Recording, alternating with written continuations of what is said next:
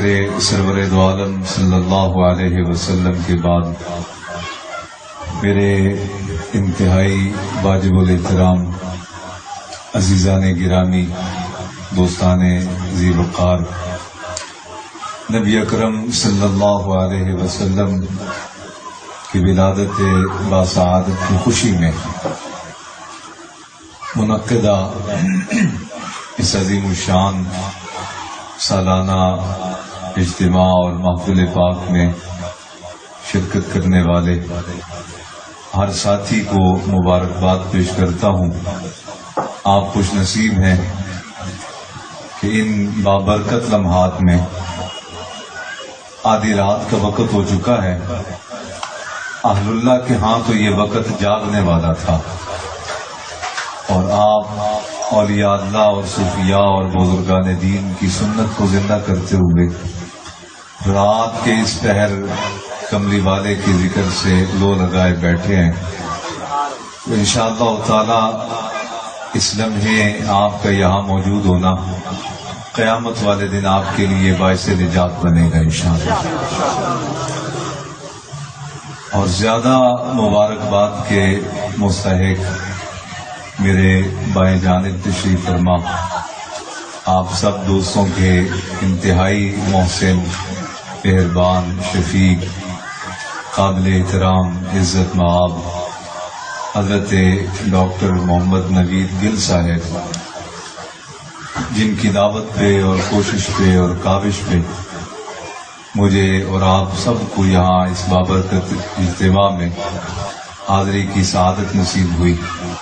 اللہ رب العالمین ان کی اس کاوش کو، اس محنت کو اور اس ذکر مصطفیٰ کی کوشش کو اللہ قبول فرمائے اور انہیں اپنی جناب سے بہترین صلہ عطا فرمائے۔ ان سے وابستگان، محبت کرنے والے، عقیدت رکھنے والے، ارادت رکھنے والے اور اس سارے علاقے کو اللہ رب العالمین اپنی رحمتوں سے مالا مال فرمائے۔ میرے عزیزان گرامی، نبی اکرم صلی اللہ علیہ وسلم نے ارشاد فرمایا تھا، خیر القرون کرنی ثم الذین یلونہم ثم الذین یلونہم۔ فرمایا سنو، سب سے بہترین زمانہ میرا زمانہ ہے، پھر ان کا زمانہ بہتر ہے جن کا زمانہ میرے زمانے سے ملا ہوا ہے، یعنی صحابہ کرام۔ ثم الذین یلونہم، پھر ان کا زمانہ بہتر ہے جن کا زمانہ میرے صحابہ کے زمانے سے ملا ہوا ہے۔ علی ھذا القیاس، زمانے کی فضیلت اور زمانے کے مقام کی عزت اور شرف کے لحاظ سے ترتیب یہی ہے جو خود زبان رسالت مآب سے بیان کر دی گئی۔ اس میں بہت ساری حکمت، نبی پاک صلی اللہ علیہ وسلم کو اللہ نے یہ شان عطا فرمائی۔ حضور سے پہلے جو انبیاء رسول اعظام جلوہ گر ہوئے، کسی کو 2 معجزات دے کے بھیجے گئے، کسی کو 4 دیے گئے، کسی کو 6 دیے گئے، لیکن جب وجہ تخلیق کائنات ذات کی آمد کی باری آئی تو اللہ رب العالمین نے 1200 سے زائد معجزات عطا فرمائے۔ 1200 سے زائد۔ اچھا، یہ جو عدد ہے یہ نبی پاک صلی اللہ علیہ وسلم نے بیان نہیں فرمایا کہ یہ اللہ نے مجھے 1200 سے زائد معجزات دی، حضور نے نہیں بیان کیا۔ خود خلاق عالم جل وعلا نے بھی اپنے پاک کلام قرآن مجید میں اس کو بیان نہیں فرمایا کہ میں نے اپنے حبیب کو 1200 سے زائد معجزات دیے۔ یہ صحابہ کرام علیہم رضوان نے جتنا دیکھا، جتنا سمجھا، جو کچھ معمولات صبح سے لے کے رات تک صحابہ کرام اپنی آنکھوں سے دیکھتے تھے، انہوں نے جو کچھ بیان کیا، ان کے بیان کو لے کے ائمہ دین نے جو خلاصہ نکالا وہ یہ تھا کہ نبی پاک صلی اللہ علیہ وسلم کو 1200 سے زائد معجزات عطا کیے گئے، جبکہ تمام کے تمام صحابہ میں سب سے افضل، سب سے اعلیٰ، سب سے اشرف ذات، افضل البشر بعد از انبیاء، حضرت سیدنا صدیق اکبر باوفا کی ہے کہ جو نبی اکرم صلی اللہ علیہ وسلم کے ساتھ غار میں بھی آرام موجود تھے اور آقا علیہ السلام کے ساتھ مزار مبارک میں بھی آرام فرما ہے. تو نبی اکرم صلی اللہ علیہ وسلم کا سب سے زیادہ قرب پانے والے، سب سے زیادہ محبوب کا دل مبارک ٹھنڈا کرنے والے، سب سے زیادہ محبوب کو راضی کرنے والے حضرت سیدنا صدیق اکبر باوفا ہے. اچھا، ویسے ہمارے بزرگوں نے تو بہت کچھ بیان کیا، لیکن میں ایک خلاصے کے طور پہ کہا کرتا ہوں صدیق اکبر باوفا. اس میں بھی ایک راز یہ ہے، بعض لفظ اپنا معنی بیان کر دیتے ہیں. نبی پاک صلی اللہ علیہ وسلم نے ایک مقام پہ ارشاد فرمایا مجھے 3 چیزیں بڑی پسند ہیں، بڑی محبوب ہیں. 3 چیزیں: اچھی خوشبو، نیک بیوی، اور میری آنکھوں کی ٹھنڈک نماز. ابھی آپ نے دیکھا کہ میرے بائیں جانب تشریف فرما قبلہ ڈاکٹر صاحب خوشبو کا تحفہ عطا کر رہے تھے. اب مجھے بھی دیا، میں نے بھی لگایا، آنکھوں سے خوشبو آ رہی ہے. آگے بھی دوستوں کو جو قریب ساتھی ہیں ان کو ظاہر ہے کہ جو بات والے ہیں انشاءاللہ اگر میسر ہوا تو ان کی خدمت میں بھی بطور تحفہ پیش کیا کریں گے. تحفہ دیا کریں، تحفہ لیا کریں. یہ نبی پاک صلی اللہ علیہ وسلم کو آداب بڑی پسند ہے. تو فرمایا اچھی خوشبو مجھے پسند ہے، نیک بیوی، اور میری آنکھوں کی ٹھنڈک نماز. اب نبی پاک صلی اللہ علیہ وسلم نے اپنے خواہش، اپنی پسند کا اظہار فرمایا. سرکار دو عالم صلی اللہ علیہ وسلم کی زبان مبارکہ سے یہ الفاظ سن کے جناب صدیق اکبر نے فوراً عرض کیا، یا رسول اللہ مجھے بھی 3 چیزیں بڑی پسند ہیں. اب آقا علیہ السلام نے اپنی پسند کا اظہار فرمایا تو بارگاہ رسالت معاد میں جناب سیدنا صدیق اکبر نے اپنی پسند کا اظہار فرمایا. عرض کی، یا رسول اللہ آپ نے جو فرمایا مجھے خوشبو پسند ہے، مجھے نیک بیوی پسند ہے، آنکھوں کی ٹھنڈک نماز مجھے پسند ہے. عرض کی، یا رسول اللہ مجھے 3 چیزیں پسند ہیں، ان میں سے سب سے پہلی چیز آپ کے چہرے بدعا کا دیدار کرنا. ابو بکر کا دل یہ ہے کہ اللہ رب العالمین مجھے اس طرح زندگی عطا کرے کہ محبوب سامنے جلوہ گر رہے اور میں اپنے آنکھوں کی پیاس کو محبوب کے دیدار سے بجھاتا رہوں.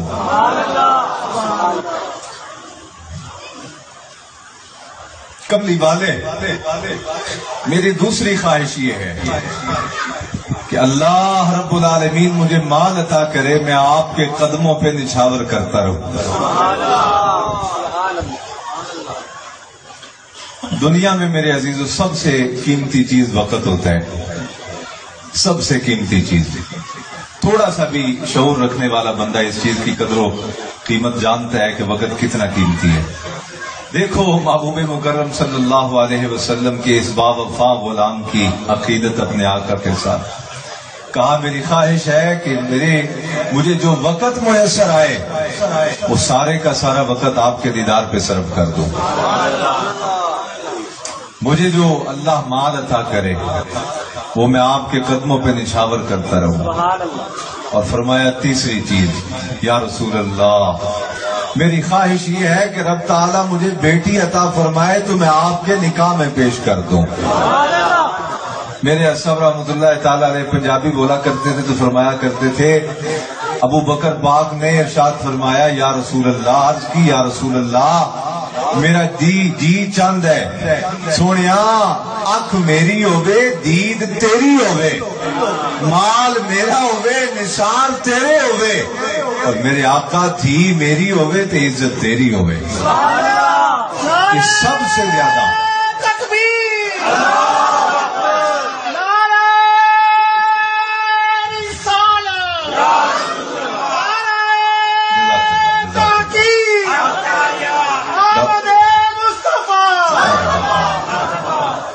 اچھا یہ ذوق سے ویسے تو ڈاکٹر صاحب نے مجھے اشارہ دیا ہے چونکہ رات 12 بجے دعا بھی ہونی ہے اور پھر قبلہ نے خود بھی آپ اہل محبت کو محبت کے پھول عطا کرنے ہیں. تو نعرے ذرا کم ہی رہے ہیں، انہوں نے ذوق سے لگا لی ہے، لیکن وہ پیچھے تک ذرا خاموش بیٹھے ہیں، ذرا محبت کا اظہار کریں. آمد مصطفیٰ، ذرا ہاتھوں کو کھڑا کریں، نہیں وہ خوشی کا اظہار کریں. آمد مصطفیٰ، آمد مصطفیٰ، چہرہ والضحا. جزاک اللہ، جزاک اللہ. میرے عزیزان گرامی، تو یہ سیدنا صدیق اکبر با وفا، یہ سارے کے سارے صحابہ میں سے افضل ہیں، اشرف ہیں، اعلیٰ ہیں، اور بارگاہ مصطفیٰ کے زیادہ قریب ہیں. بلکہ یہ وہ ذات ہیں کہ جن کی متعلق اللہ رب العالمین نے ثانی اثنین اذ ہما فی الغار کا لقب عطا فرمایا. کسی صحابی کی صحابیت کا ذکر رب نے یوں لفظوں میں بیان کر کے قرآن میں ارشاد نہیں فرمایا. واحد ذات، نقشبندیوں کے تاجدار حضرت سیدنا صدیق اکبر با وفا و با کردار، کہ جن کی صحابیت کے شرف کو اللہ رب العالمین نے ارشاد فرمایا قرآن میں، ثانی اثنین اذ ہما فی الغار اذ یقول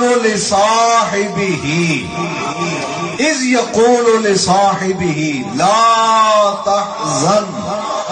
کہا جب وہ اپنے صحابی سے فرما رہے تھے، کون؟ نبیوں کے امام، وجہ تخلیق کائنات، سید المرسلین، امام الانبیاء، جب وہ غار میں تھے اور اپنے صحابی سے فرما رہے تھے کہ اے میرے صحابی ابو بکر، غم نہ کر، اللہ رب العالمین کی ذات تیرے ساتھ بھی ہے اور میرے ساتھ بھی ہے. اچھا، یہ سارے صحابہ میں سے اشرف اور اعلیٰ اور صحابہ کے امام، کتنی شان والا ہے ابو بکر، جس کے پیچھے عمر بھی ہاتھ باندھ کے کھڑے ہیں، عثمان بھی ہاتھ باندھ کے کھڑے ہیں، ولیوں کے تاجدار سیدنا علی مرتضیٰ آپ بھی ہاتھ باندھ کے کھڑے ہیں. آپ اندازہ فرمائے نا، جب مقتدی اتنی شان والے ہیں تو امام کی شان کی عظمت کا عالم کون جان سکتا ہے. حضرت سیدنا صدیق اکبر میرے عزیزان گرامی، بڑی عزت اور آبرو والے ہستی، بارگاہ رسالت میں زیادہ قرب رکھنے والے، لیکن نبی اکرم صلی اللہ علیہ وسلم نے ارشاد فرمایا ابو بکر، اس قرب کی ظاہری منظروں کو دیکھ کے اور اس کے باطنی اسرار و رموز جو کچھ میں نے تجھے عطا کیے ہیں، ان ساری چیزوں کو اپنے آنکھوں سے دیکھ کے اور سینے میں ان کی لذتوں اور لطافتوں کو محسوس کر کے یہ نہ خیال کرنا کہ میں اتنا ہی ہوں جتنا تو نے مجھے جان لیا. کہا نہیں ابو بکر، میری حقیقتوں کو میرے رب کے سوا کوئی نہیں جانتا. میری حقیقتوں کو میرے رب کے سوا، بولو کس کو کہا جا رہا ہے؟ اصدق الصادقین، امام الصحابہ حضرت سیدنا صدیق اکبر، غار کے بھی ساتھی، مزار کے بھی ساتھی. سرکار ان کو ارشاد فرما رہے ہیں ابو بکر، جتنا تو نے مجھے دیکھا، جانا، پہچانا، یہ نہ سمجھنا کہ میں بس اتنے ہی ہوں. میری قدرتیں، میرے کمالات، میرے معجزات، میرا شرف، میری عزت، آبرو، مقام، میری ڈگنیٹی، میرا مرتبہ اور مقام اتنا ہی ہے جتنا تم نے اپنے آنکھوں سے دیکھ لیا. یہ خیال نہ کرنا میری حقیقتوں کو میرے رب کے سوا کوئی نہیں جانتا. سید عالم صلی اللہ علیہ وسلم کو جو رب نے معجزات عطا فرمائے تھے، جو کچھ صحابہ نے اپنی آنکھوں سے دیکھا، انہوں نے جو کچھ بیان کیا، ائمہ دین نے ان کو خلاصے کے طور پہ جمع کر کے کہا 1250 سے زائد ہیں. لیکن حقیقت یہ ہے کہ میرے آقا و مولا صلی اللہ علیہ وسلم کا عالم ارواح میں رہنا بھی معجزہ، حضور کا اماں جان کے بطن اقدس میں تشریف لانا بھی معجزہ، آقا علیہ السلام کا اماں جان کے بطن اقدس سے ظاہری دنیا میں جلوہ گر ہونا بھی معجزہ، میرے آقا و مولا صلی اللہ علیہ وسلم کی سانس بھی معجزہ، میرے آقا و مولا صلی اللہ علیہ وسلم کا آرام بھی معجزہ، میرے آقا کا کلام بھی معجزہ، میرے آقا کی نگاہ بھی معجزہ، اور میرے آقا کا دست شفقت بھی معجزہ ہے. حضور کی ذات سراپا معجزہ. یہ 1200-1400 بعض نے کہا 1600، بعض نے کہا 900. یہ جو کچھ جس نے جتنا جانا اس نے اتنا بیان کیا. حقیقت یہ ہے کہ رب جانتا ہے. اور وہ حضرت حسان نے ایسے ہی نہیں کہا تھا، کوئی وجہ تھی جس کو دیکھ کے کہا تھا محبوب واحسن منک لم ترقت عینی، سونا آپ سے زیادہ حسین میری آنکھ نے دیکھا نہیں. خلقت مبرئا من کل عیب، اللہ رب العالمین نے آپ کو ہر پاکی اور طہارت سے نوازا، ہر عیب سے پاک پیدا کیا.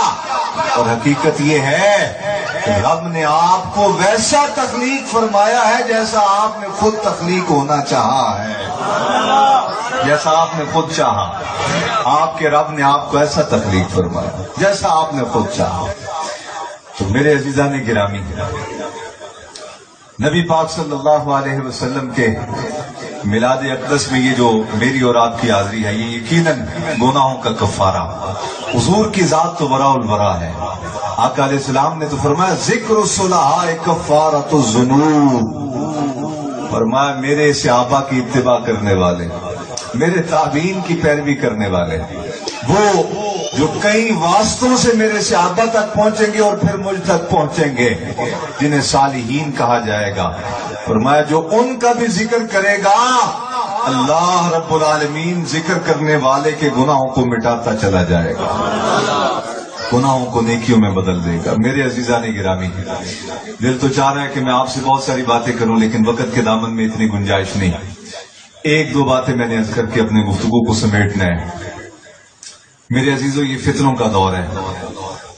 اس دور میں عزت والوں کی عزتیں اچھالنا، جن کو رب نے مقام عطا کیے ان کی دستاروں کو تار تار کرنا، جن کے سینوں کو سید عالم نے پسند فرما کے اپنے نور نبوت سے مالا مال کیا، ان کی عزتوں کو پامال کرنا، یہ رواج بن گیا، ریت بن گیا.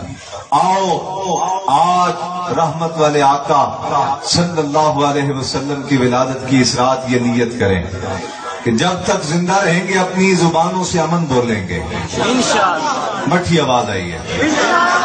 جب تک زندہ رہیں گے اپنی نگاہوں سے امن دیکھیں گے، جو بھی سنیں گے اپنے کانوں سے امن سنیں گے. سید عالم صلی اللہ علیہ وسلم نے امن والا دین عطا فرمایا تھا، سکون اور سلامتی والا دین عطا فرمایا تھا. وہ جسے سید عالم صلی اللہ علیہ وسلم نے تلوار تھما کے خود بھیجا، جب کافر گر گیا سامنے تو کلمہ پڑھنے لگا، انہوں نے گلا کاٹ دیا. بارگاہ اقدس میں حاضر ہو کے عرض کی وہ جو فلاں آپ نے مجھے بھیجا تھا نا مارنے کے لیے، وہ اتنا بزدل تھا کہ جب وہ میری ٹھوکر سے گرا تو فوراً کہنے لگا لا الہ الا اللہ محمد رسول اللہ. آقا علیہ السلام نے بات توجہ سے سنی اور طبیعت مبارکہ میں حشاشیت آ گئی. فرمایا پھر تو نے کیا کیا؟ اس کی یا رسول اللہ مکر کر رہا تھا، فراڈ کر رہا تھا، موت سے بچنے کے لیے آپ کے کلمے کا سہارا لے رہا تھا، میں نے گردن کاٹ دی. اوے سنگ دل معاشرے میں رہنے والوں میرے عزیزوں، سنو سید عالم صلی اللہ علیہ وسلم کی ذات اقدس کا فیض. حضور کی آنکھوں سے آنسو برس پڑے. آقا علیہ السلام کی طبیعت مبارکہ میں جلال آ گیا. کہا جب وہ کلمہ پڑھ رہا تھا پھر قتل کیوں کیا تو نے اسے؟ عرض کی یا رسول اللہ وہ جھوٹا تھا، اپنی جان بچانے کے لیے کلمہ پڑھ رہا تھا. فرمایا تو نے دل چیر کے دیکھا تھا اس کا؟ تو نے دل چیرا تھا اس کا کہ اس کے دل میں کیا چل رہا ہے؟ جب اس نے میرے رب کی وحدانیت کا اقرار کر لیا اور میری نبوت اور رسالت کو مان لیا تو پھر تجھے اسے امن دینا چاہیے تھا، تجھے اسے اٹھا کے سینے سے لگانا چاہیے تھا. تو نے اس کا گلا کیوں کاٹا؟ میرے عزیزان گرامی، یہ دین امن کا دین ہے. گنبد خضرا میں تیرے آقا کا دل دکھتا ہے جب امت آپس میں لڑتی ہے، جب امت گلے کاٹتی ہے ایک دوسرے کے. سید عالم کو تکلیف پہنچتی ہے. سید عالم صلی اللہ علیہ وسلم نے تشریف رکھیں جو دین عطا فرمایا وہ سلامتی والا دین، محبت والا دین، اطاعت والا دین. حضور کی بارگاہ اقدس میں ایک قافلہ پہنچا. اس قافلے کے جو پیش رو تھے امام، ہر آدمی کا ذوق اپنا ہوتا ہے. آپ کے جو شیخ ہیں وہ نقشبندی سلسلے کے ہیں. نقشبندی ذرا طبیعتاً محدود ہوتے ہیں اور ہم چونکہ چشتی اور نظامی ہیں تو ہمارا ایک اپنا ذوق ہوتا ہے. ابھی 2 دن پہلے مسعود اکبر صاحب مجھے کہہ رہے تھے کہ آپ 12 ربیع الاول کو جلسے نہیں کرتے اور محفلوں میں نہیں آتے جاتے. میں نے کہا یار سارا سال گھٹے ہوئے ماحول میں رہتے ہیں تو دل کرتا ہے کہ تھوڑا سا اس ماحول سے باہر نکلیں اور ذرا کو محبت والی بولی سنیں, محبت والی بولی بولیں. سارا سال اسی معاشرے میں رہ رہا کہ دل پریشان ہو جاتا ہے. بس توجہ رکھیں جی, میں بات سمیٹنے لیتا ہوں, بات بھول جاتی ہے. میں چونکہ رسمی خطیب تو ہوں نہیں اس طرح کہ وہ میں کیسٹ یاد کر کے آیا ہوں. میرے تو جو دل میں آنی ہے, جو آپ کے چہروں پہ میں نے محبت دیکھنی ہے, اسی محبت کا میں نے اظہار کرنا ہے. سبحان اللہ.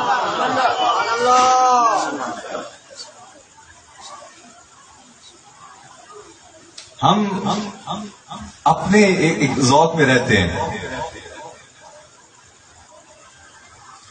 اور اس کی برکت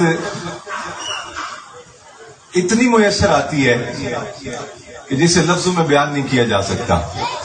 اسی طرح صحابہ کرام علیہ رضوان کا اپنا ذوق تھا. وہ جو قافلہ واپس آیا نا, اس قافلے کے پیشوا پیش رو جو تھے وہ جب نماز پڑھانے کے لیے کھڑے ہوتے تو پہلی رکعت میں ہی اللہ اکبر کے بعد سورہ فاتحہ کی بات پڑھتے قل هو اللہ احد اللہ الصمد لم یلد ولم یولد ولم یکن له کفوا احد. رکعت کر دیتے, دوسری رکعت میں پھر سورہ فاتحہ کے بعد سورہ اخلاص پڑھنے کی شروع فرما دیتے. تو اب یہ جو مقتدی ہوتے ہیں نا, ان کو بھی تھوڑا سا مطلب ایک بیماری لاحق ہو جاتی ہے. میرے صاحب رحمۃ اللہ علیہ فرمایا کرتے تھے, فرمایا جب کوئی بندہ پڑھنے کے لیے جاتا ہے نا مکتب میں, تو اسی لمحے شیطان اس کے دل کے اندر رائی کے ذرے کے برابر تکبر کا ایک بیج بو دیتا ہے. وہ جوں اس کا علم بڑھتا جاتا ہے, نتیجہ یہ نکلتا ہے کہ وہ تکبر کا ایک درخت پہاڑ بن جاتا ہے.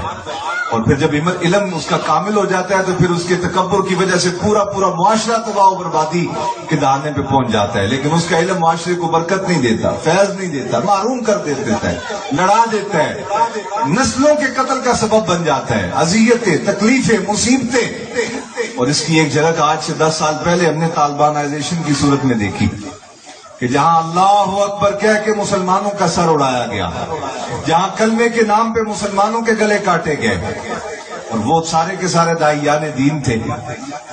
ان کو بھی ایک مسئلہ ہوتا ہے, چونکہ نماز سے وابستہ رہتے ہیں, مسجد سے وابستہ رہتے ہیں, واعظ و نصیحت سنتے رہتے ہیں, تو دل میں خیال پیدا ہو جاتا ہے کہ اب ہم بہت کچھ جانتے ہیں. واپس پہنچے تو بارگاہ اقدس میں فوراً آتے شکایت کی کہ یا رسول اللہ, آپ نے جسے ہمارا امیر بنایا تھا بڑی اذیت پہنچی ہمیں ان سے. فرمایا کیا ہوا؟ حضور جب نماز پڑھاتے تھے تو ہر رکعت میں قل هو اللہ احد پڑھتے تھے. آقا علیہ السلام نے طلب فرمایا تمہاری شکایت آئی ہے. شکایت کر رہے ہیں کہ ہر رکعت میں تم سورہ اخلاص ہی پڑھتے تھے, وجہ کیا تھی؟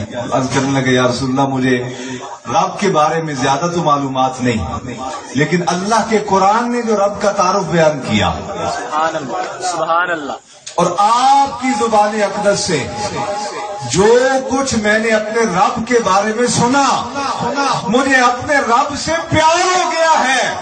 میرا دل چاہتا ہے کہ جب بھی میں رب کے حضور نماز کے لیے کھڑا ہو جاؤں تو جو رب کے تعارف کا زیادہ بہترین ذریعہ صورت بنی ہے اسی صورت کی تلاوت کرتا چلا جاؤں. سنو میرے آقا مولا صلی اللہ علیہ وسلم نے کیا ارشاد فرمایا سنو, یہ جو سورہ اخلاص کی تلاوت کرتے ہیں اللہ رب العالمین نے ان کے دل کو اپنی محبت سے مالا مال فرما دیا ہے. یہ جو آپ میلاد کی مجلس میں آئے بیٹھے ہیں, وقت دے رہے ہیں, دنیا بہت ساری باہر ہم راستے میں دیکھتے آئے, سڑکوں پہ لوگ گھوم رہے ہیں دائیں بائیں, عجیب و غریب حالتوں میں. آپ اللہ رسول کے جو ذکر میں بیٹھے ہیں, گویا رب نے آپ کے دلوں کو اپنے محبوب کی محبت سے آبادی نصیب فرما دی ہے.